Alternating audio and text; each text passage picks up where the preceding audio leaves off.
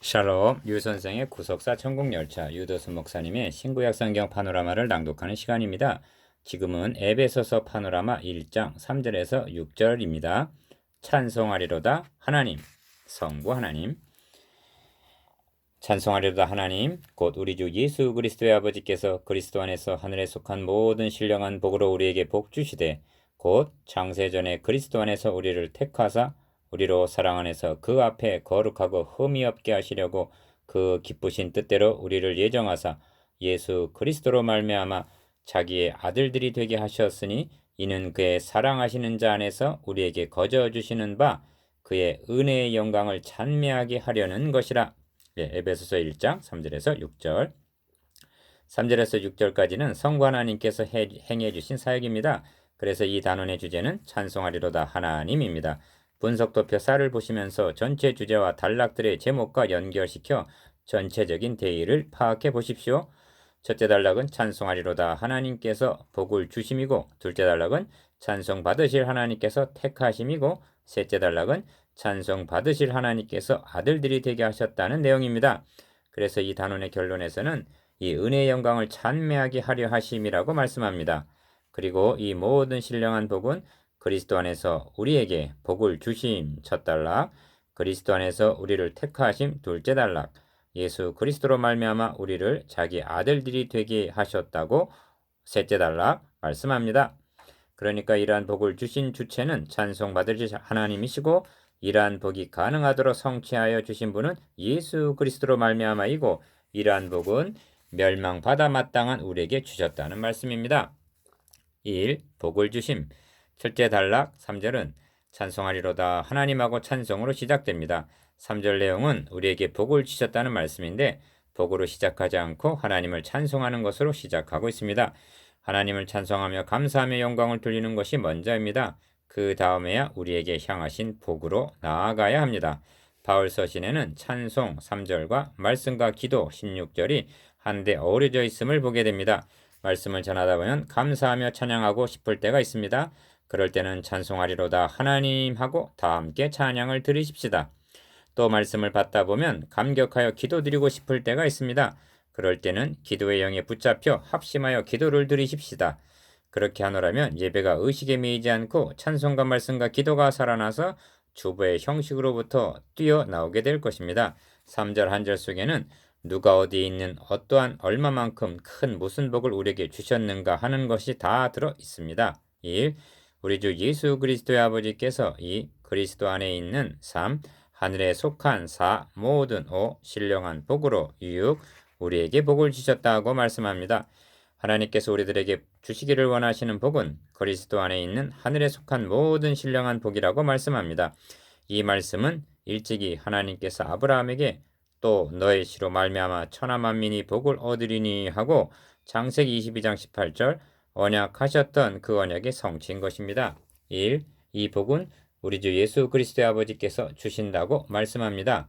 그런데 2절에서는 하나님을 우리 아버지라고 부르고 있습니다. 그러면 어떻게 된 것입니까? 예수 그리스도로 말미암아 예수 그리스도의 아버지가 우리 아버지가 되신 것입니다. 이보다 경이롭고 영광스러움이란 달리 없습니다. 이 복이 그리스도 안에 들어있다고 말씀합니다. 골로새서 2장 3절에 그 안에는 지혜와 지식의 모든 보화가 감추어 있느니라고 말씀합니다. 그렇다면 예수를 모르는 불신자들이 누리는 복은 어떻게 되는 것입니까? 그것은 일반 은총이라고 부릅니다. 햇빛이나 봄의 단비는 선인이나 악인을 가리지 않고 비추며 내려주십니다. 이렇듯 세상적인 일반 은총은 창조주 하나님께서 모두에게 주십니다. 그러나 그리스도 안에 감춰져 있는 복은 그리스도를 영접한 그리스도인들에게만 주시는 특별 은총입니다.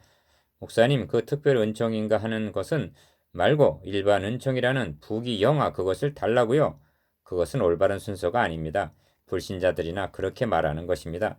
그리스도인들에게는 너희는 먼저 그의 나라와 그의 의를 구하라. 그리하면 이 모든 것을 더하시리라고 말씀하십니다. 왜 특별 은총을 더욱 사모해야 되는지 아십니까? 그것은 영원한 것이기 때문입니다. 일반 은총은 잠시 있다가 없어지는 안개와 같은 것들입니다. 시들고 쇠하는 것입니다. 영원한 나라에 가지고 가는 것들이 아닙니다. 그것들은 이 실상이 아니고 허상에 불과한 것들입니다. 너무 많은 관심과 집착을 그것에 주어서는 아니 됩니다. 그리스도인이라면 진정 그러해야만 합니다. 3. 그 복은 하늘에 속한 것이라는 것입니다. 본문에서 그 단어를 주목해 보십니까? 땅에 속한 것이 아니라는 것입니다. 이 대목에 대해서 길게 말씀드릴 필요가 있을까요? 사실 자세히 말씀드리지 않아도 이것은 너무나 분명한 것입니다. 그러나 오늘의 현실이 좀 더 부연해서 말씀드리지 않을 수 없게 합니다. 그것은 하나님의 백성들이 인류의 시조가 선악과의 눈을 빼앗겼듯이 너무나 아래 것만을 내려다보고 있기 때문입니다.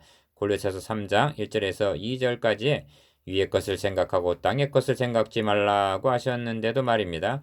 우리는 행인과 나그네들처럼 돌아갈 본향이 있는 것이며 그래서 우리의 시민권은 하늘에 있고 이 세상에서 잠시 받는 고난은 장차 받을 영광과 좋게 비교할 수가 없는 것입니다.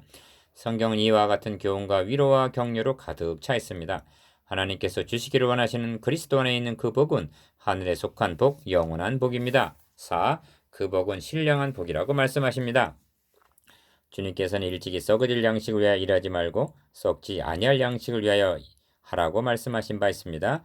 하나님께서 주시는 복은 신령한 복, 곧 썩지 아니할 복이라는 것입니다.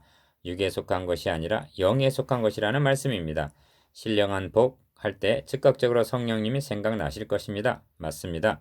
하나님께서 주시기를 원하시는 그리스도 안에 있는 복은 성령님이 가져다 주신다는 것입니다. 하나님은 계획하셨으며 우리 주님은 이루시었으며 성령님은 우리에게 전해 주십니다. 성령님께서 나를 찾아와 나를 불러주셨으며 성령으로 거듭나게 하셨으며 믿음을 주시고 은사를 주시고 사모하는 마음을 주셨습니다. 하나님께서 주시는 복은 성령님을 통해서 주시는 신령한 복입니다. 5. 그 복은 얼마만큼 큽니까? 대답은 이렇습니다. 모든 신령한 복, 그것은 모든 복입니다.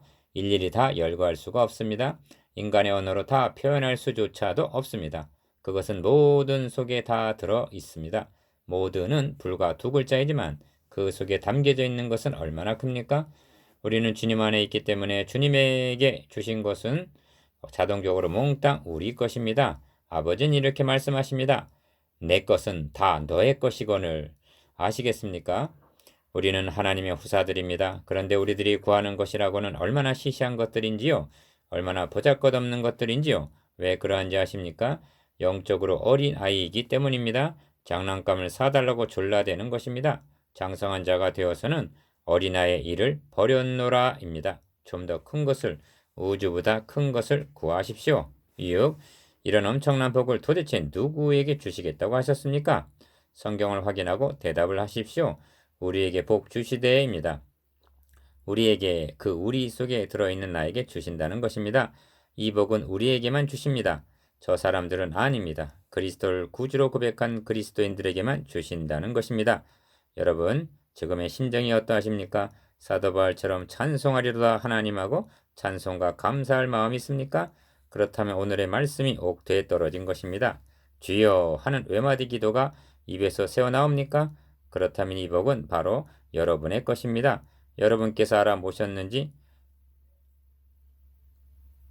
확인해보고 싶은 말씀이 있습니다. 이 복은 찬송받으실 하나님 아버지께서 주십니다. 이 복은 다름이 아닌 그리스도 예수 안에 있습니다. 이 신령한 복은 성령님께서 가져다 주신다는 것입니다. 오 주여, 티끌만도 못한 나에게 복 주시려 성부 하나님과 성자 예수 그리스도와 성령님께서 관여하고 계시다니 이를 어떻게 감당하오리까? 나는 어떻게 해야 합니까? 찬송밖에는 드릴 것이라고는 아무것도 없으니 이렇게도 무익한 종입니다.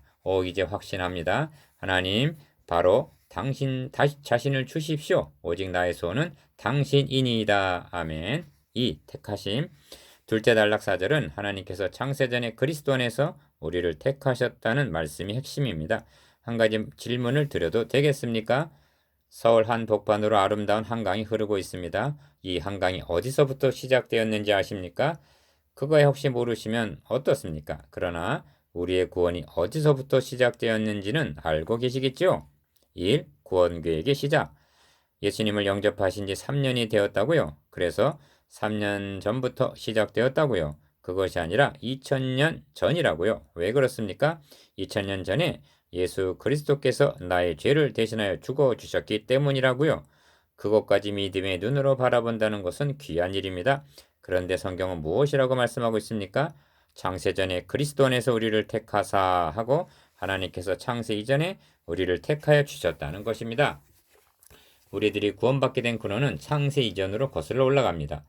내가 예수 그리스도를 믿었을 때 시작된 것이 아닙니다. 2000년 전에 나 위하여 십자가의 죽으심이 있었습니다. 그러니까 거기까지만이 아닙니다. 창세 이전에 하나님께서 나를 택하심이 있었기 때문이라는 것입니다. 믿으십니까? 믿어지십니까? 그것을 믿게 하신 이는 성령님이십니다. 이 엄청난 사랑을 깨닫게 되었고 믿게 된 지금의 심정은 어떠하십니까? 찬송하리로다 하나님입니까?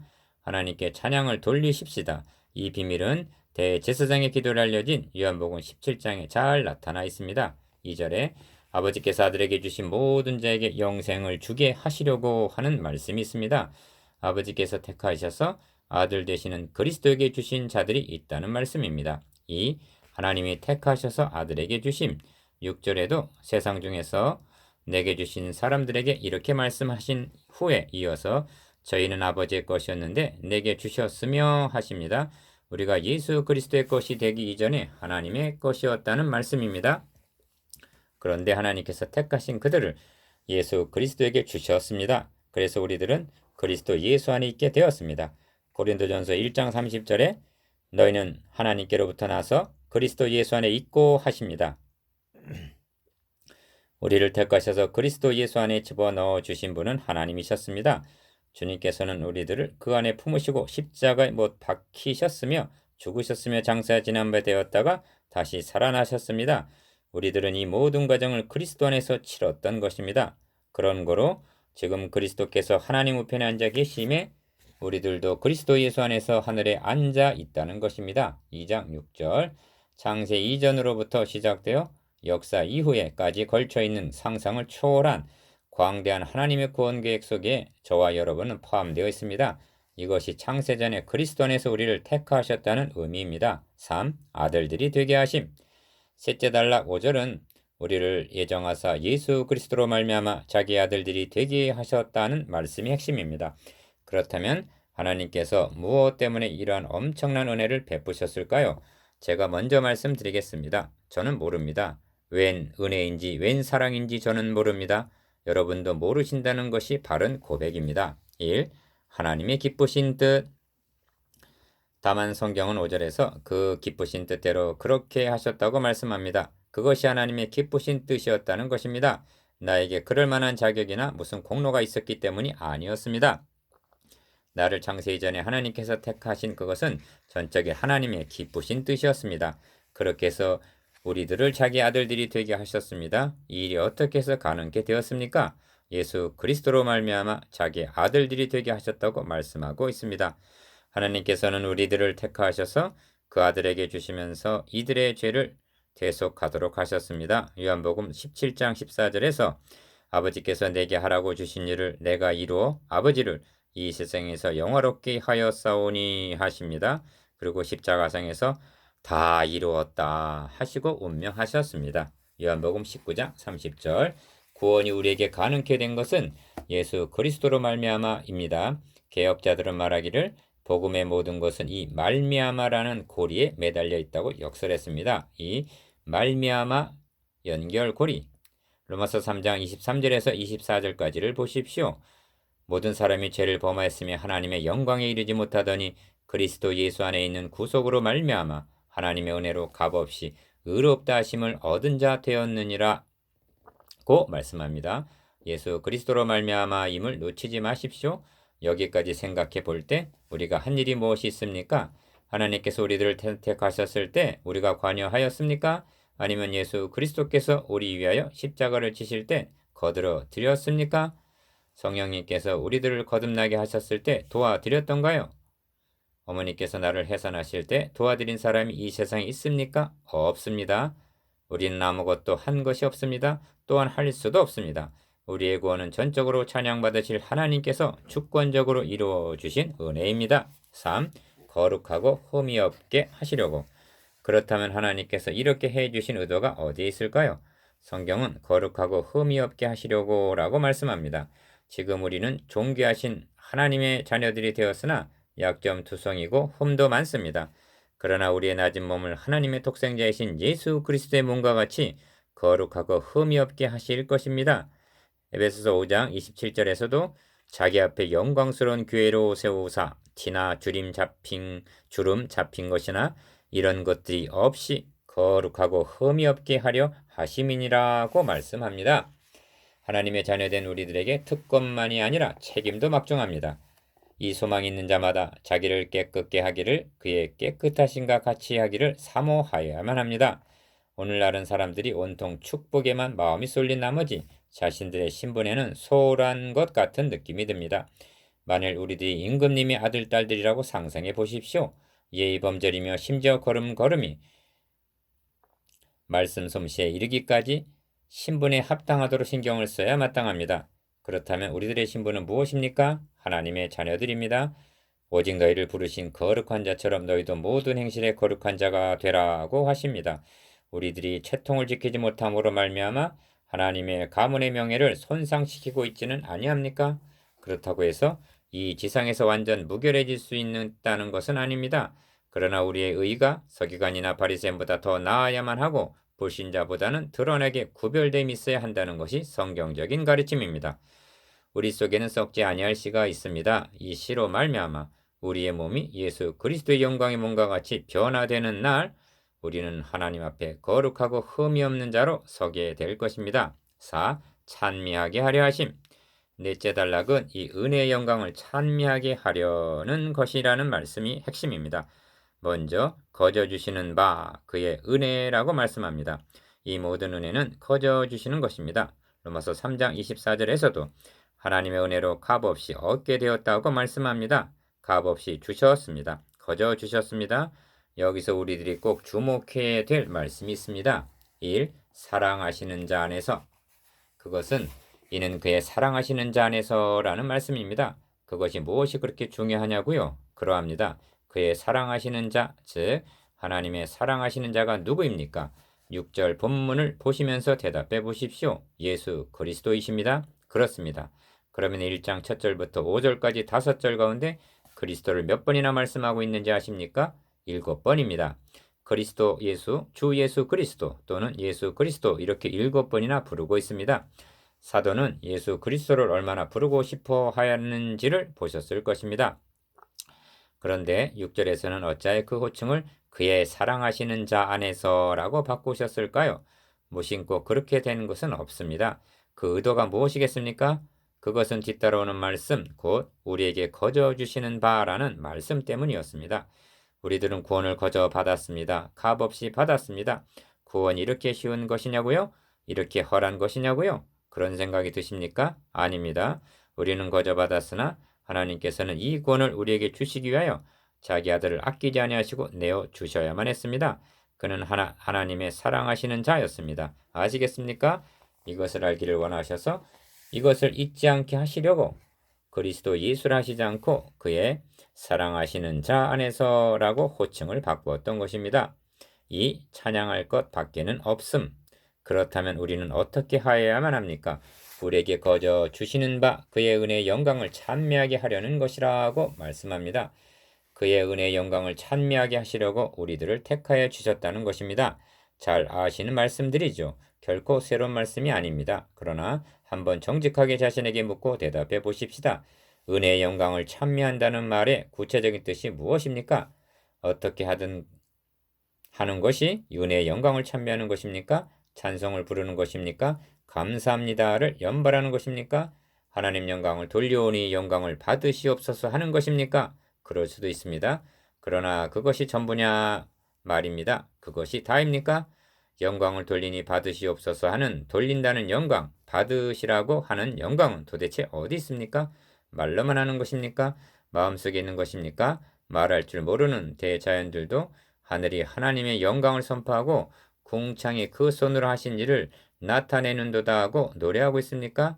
대자연은 어떻게 하나님의 영광을 선포하며 나타내고 있습니까? 꽃들은 제각기 다투어 아름다운 모습으로 피어 하나님의 영광을 선포하며 그 향기를 발하여 나타내고 있습니다.